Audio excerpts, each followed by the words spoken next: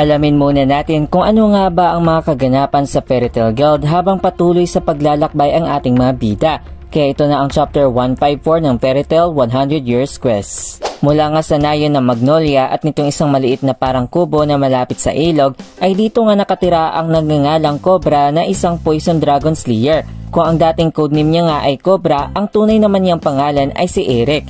Ipinakilala niya nga rin dito ang kanyang fiancé na si Kinana, na minsan nga raw ay bumibisita nga sa kanya upang maglinis at tumulong sa mga gawaing bahay.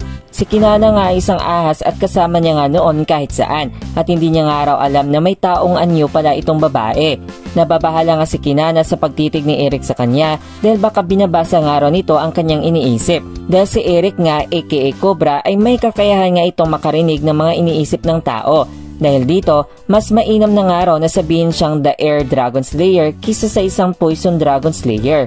Bigla naman namumula si Eric dahil napagtanto nga ni Kinana na itong lalaki nga mismo ang nagbigay sa kanya ng pangalan na Cobilios na nagugustuhan naman niya. At hanggang sa biglangang inanyaya ni Kinana si Eric na wala nga ba talaga itong balak o interes na sumali sa Fairy Tail. Dahil pagpapalagay pa nga nitong babae na siguradong maging masayang araw ang master nila. Kahit na mukhang naiinis nga itong si Eric sa guild nitong Fairy Tail, ay patuloy pa rin si Kinana na isama nga siya sa guild nila. Kinabukasan nga ay sumama nga si Eric aka Cobra sa Fairy Tail. At pagpasok pa nga nilang dalawa ay mas lalong naiinis pa nga ito dahil sa mga ingay na sumasalubong sa kanya. Isip naman ni Eric na kahit binawalan nga siya ni Kinana na huwag nga raw basahin ang mga iniisip ng kasama nito, pero wala nga siyang magagawa kundi pakinggan ang bawat miyembro ng Fairy Tail. Bigla naman niyang tanong kung andito nga ba si Natso, at tugon naman ni Kinana na matagal na nga raw na umalis si Natso. Masayang plano naman ng wika ni Eric na aalamin niya nga raw sa susunod kung ano man ang sikreto ni Natso. Una na nga napansin niya ang magkasintaang sila Livy at Gagel habang nag-uusap nga ito. At narinig niya nga ang isipan ni Gagel na wala nga raw itong magagawa na hindi pa siya maging isang ama sa dinadala ni Livy. Nang matapos niya na nga rin mabasa ang mga iniisip ni Livy at ni Panther Lily, ay nadatnan niya namang masayang nagkwikwentuhan sila Kana at Jovia. Subalit mas nainis pa nga siya nang marinig niya nga na puro lang Inom at Gray ang iniisip ng dalawang babae.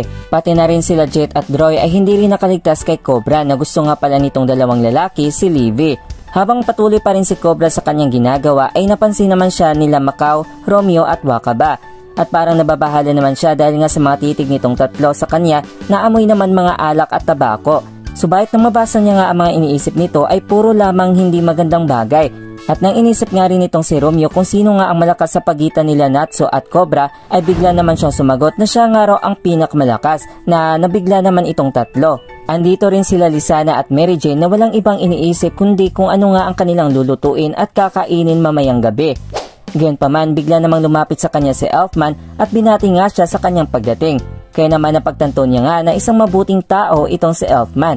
Bigla niya na nga rin napansin sila Evergreen, Fried at Bixlow at hanggang sa nilapitan nga rin siya ng may maangas na tingin ni Laxos. At tanong pa nito kung nakasama nga ba raw nila itong si Cobra nang nilabanan nga nila si Acnolodia.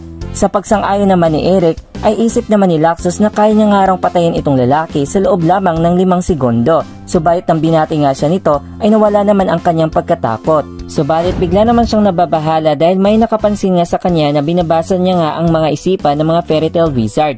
Ngunit hindi naman ito si Makarov at dito niya na nga nakita ang may kakayahan din na mabasa ang kanyang isipan na walang iba kundi si Warren. Si Warren nga ay kayang makipag-usap sa isang tao na katulad ni Eric aka Cobra. At nang nagkatitigan nga sila ni Warren ay wika naman ni Cobra na hindi naman kayang mabasa ni Warren ang ibang isipan ng tao. Subalit tugon naman ni Warren na wala nga siyang pakialam dahil nababasa naman niya ang iniisip ni Eric. At banta pa niya kay Cobra na maraming naglalabasan nga raw ng mga impormasyon ang kanyang nabasa sa pag-iisip ni Eric. At agad nga pinatigil ni Cobra si Warren sa gusto nitong ihayag ang 10 parte na gusto niya nga kay Kinana.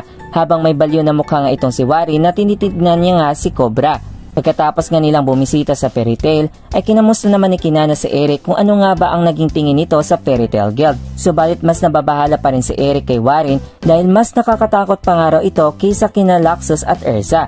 Kaya naman patuloy niya nga raw alalahanin ang pangalang Warren Rocco. Abangan sa ating susunod na chapter review mga kaibigan. Aalamin naman natin kung ano nga ba ang kinakabahala ni Ichiya sa kabanatang ito. Dito lang yan sa chapter 155. Red Pegasus.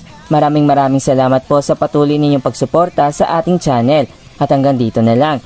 This is Course Anime at sa muli nating pagkikita mga kaibigan. Paalam!